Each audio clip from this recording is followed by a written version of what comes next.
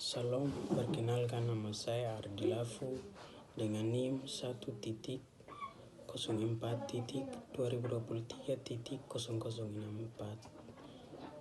Di sini kita akan menjelaskan tentang pengertian teori belajar behavioristik. Teori belajar behavioristik adalah teori belajar yang mengedepankan perubahan perilaku peserta didik sebagai hasil proses pembelajaran. Terjadinya perubahan tingkah laku diakibatkan oleh adanya interaksi antara stimulasi dan respon. Teori belajar ini berorientasi pada perilaku yang lebih baik. Selanjutnya kita akan membahas prinsip-prinsip teori belajar behavioristik. Di sini ada 3. Yang pertama, apabila seseorang sudah mampu menunjukkan perubahan perilaku, maka dikatakan sudah belajar. Yang artinya kegiatan belajar yang tidak membawa perubahan perilaku tidak dianggap belajar menurut teori ini. Yang kedua, hal yang paling penting teori ini adalah stimulasi dan respon. Itu tidak dianggap yang penting karena tidak bisa diamati. Yang ketiga, adanya penguatan atau reinforcement, yaitu hal-hal yang bisa memperkuatkan respon atau penguatan bisa berupa penguatan positif dan negatif.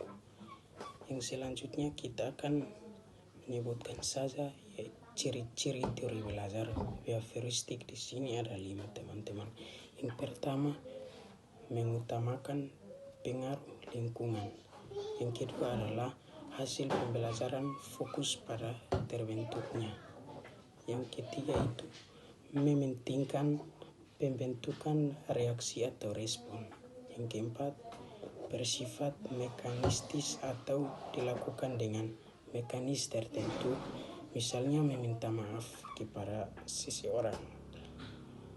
Yang kelima itu menganggap latihan itu adalah hal yang penting dalam proses pembelajaran.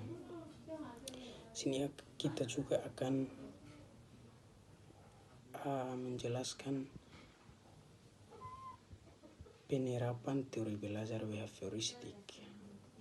Di sini teori belajar behavioristik.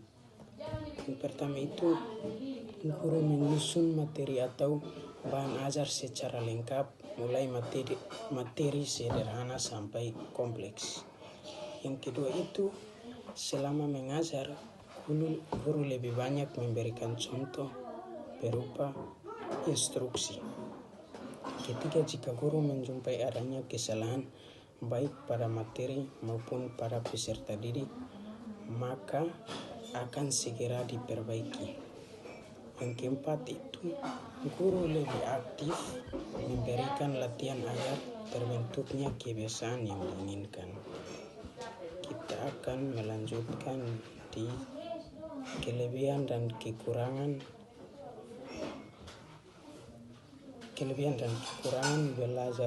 teori belajar behavioristik. Yang pertama itu kelebihan itu harus dibiasakan untuk latihan dan praktik yang di dalamnya memuat unsur kecepatan atau spontanitas, kelenturan, refleks, dan daya tahan.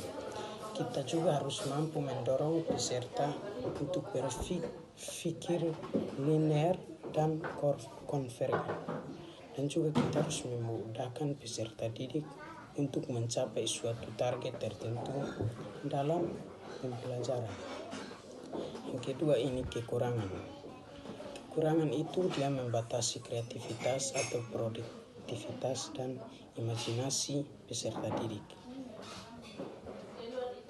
Dan juga menunjukkan pembelajaran atau hanya berpusat pada guru, sehingga peserta didik terkesan pasif. Hanya itu saja penjelasan saya. Sekian dan terima kasih.